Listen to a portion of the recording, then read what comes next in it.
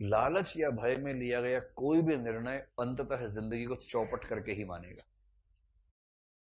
इसलिए कोई आपको इमोशनली ब्लैकमेल करे, मुझसे शादी कर ले वरना जान दे दूंगा, जहर खा लूंगा, जहर खा लूंगी, फांसी पे टंग जाऊंगी।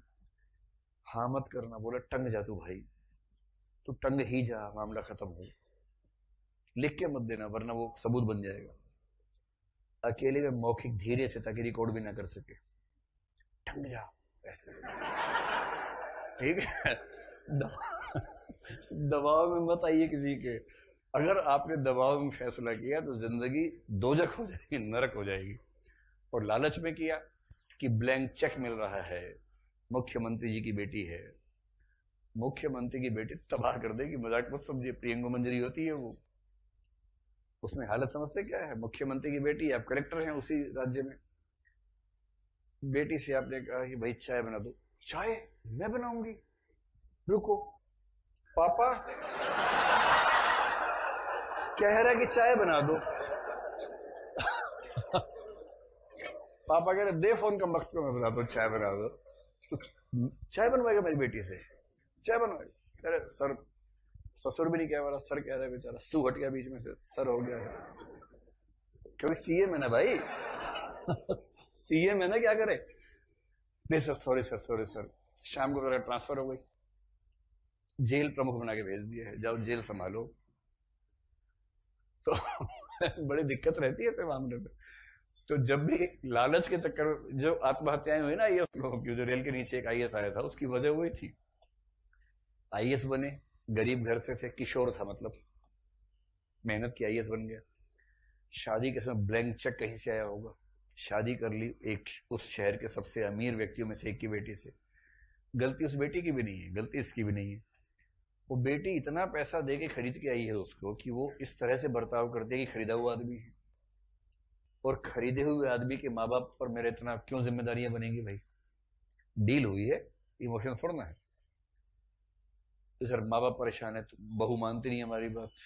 बहू कह रही मानू ही क्यों, डील में ये तो थे ही नहीं कहीं, डील तो तुम्हारी हुई थी। पति परेशान है, उसको समझा रहा है कि देखो मेरे माँ बाप है तो है, क्या करूं। माँ बाप को समझा रहा है कि देखो ना, बहू है तो क्या करें। और वो बेचारा चक्कर घिन्नी की तरह पिसता जा रहा है, पिसता जा रहा है। अंत में लगा इनसे पिसने से बढ़िया ट्रेन के नीचे पिस जाता हूं एक ही बार में, एक ही बार में मामला निपटेगा, खत्म तो होगा। और ट्रेन के नीचे आके मर गया। ये होता है लालच के चक्कर में। समझ गए, नहीं समझे। ब्लैंक चेक के चक्कर में मत रहना, वरना ट्रेन, बहुत दर्द होता है ट्रेन से, ध्यान रखना। तो ये लालच में फंस गया था। और जब व्यक्ति की जिंदगी चौपट होनी शुरू होती है ना, चौपटीकरण जब शुरू होता है जिंदगी का, एक समय तक उसे पता क्या लगता है, बस मैं ये कर लूं, ये कर लूं, फिर ऐसा हो जाएगा, फिर ठीक हो जाएगा, फिर मेरे कंट्रोल में चीजें आएंगी। और धीरे धीरे धीरे धीरे कुछ नहीं होता। सर्वेश्वर की कविता है, धीरे धीरे कुछ नहीं होता, सिर्फ मौत होती है। इसमें भी वाह कर दिया। बहुत बड़े दरबारी हो यार आप लोग, इससे बहुत बड़े बड़े दरबारी हो। आपके लिए सही शेर वो हैं जो बस के अंदर लिखे होते हैं, या ट्रक के पीछे लिखे होते हैं ना। आपके लिए सही शेर वो है, 40 पे चलोगे बार बार मिलेंगे, 80 पे चलोगे हरिद्वार मिलेंगे। आपके लिए वो वाला शेर ठीक है। आपका टेस्ट उसी लेवल का है, तो उसी लेवल पे बात होनी चाहिए।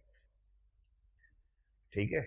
अमीरों की जिंदगी बिस्किट और केक पर, ड्राइवर की जिंदगी स्टेयरिंग और ब्रेक पर, ऐसे वाला, ये वाला शेर। आपका लेवल अब मैं समझ गया, आप ठीक फ्रीक्वेंसी मैच करेगी। अब आपको मैं वो वाले ऑटो वाले, ट्रक वाले शेर सुनाया करूंगा जो आपका दरअसल मतलब रुचि का स्तर है। तो वो जो वाक्य है, चार गौर फरमाइए। मैं अपने को आश्वासन देता रहा कि आज नहीं तो कल मैं परिस्थितियों पर वश पा लूंगा, और समान रूप से दोनों क्षेत्रों में अपने को बांट दूंगा, परंतु मैं स्वयं ही परिस्थितियों के हाथों बनता और चालित होता रहा। जिस कल की मुझे प्रतीक्षा थी वह कल कभी नहीं आया, और मैं धीरे धीरे खंडित होता गया, होता गया। और एक दिन मैंने पाया कि मैं सर्वथा टूट गया हूं। मैं वह व्यक्ति नहीं हूं जिसका उस विशाल के साथ कुछ भी संबंध था। ये है जिंदगी का सार।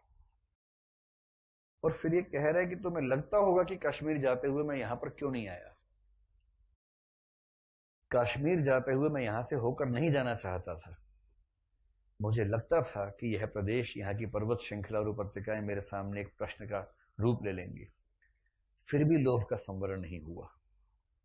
और उसके बाद, मैं तब तुमसे मिलने के लिए नहीं आया क्योंकि भय था कि तुम्हारी आंखें मेरे अस्थिर मन को और अस्थिर कर देंगी। मैं यह आशा लिए हुए चला गया कि एक कल ऐसा आएगा जब मैं तुमसे यह सब कह सकूंगा और तुम्हें अपने मन के द्वंद्व का विश्वास दिला सकूंगा। यह नहीं सोचा कि द्वंद्व एक ही व्यक्ति तक सीमित नहीं होता, परिवर्तन एक ही दिशा में व्याप्त नहीं होता। इसलिए आज यहां आकर बहुत व्यर्थता का बोध हो रहा है। आज यहां के लगा कि यहां भी सब खत्म हो गया, ना वहां कुछ हुआ ना यहां कुछ हुआ, कहीं के ना रहे मतलब।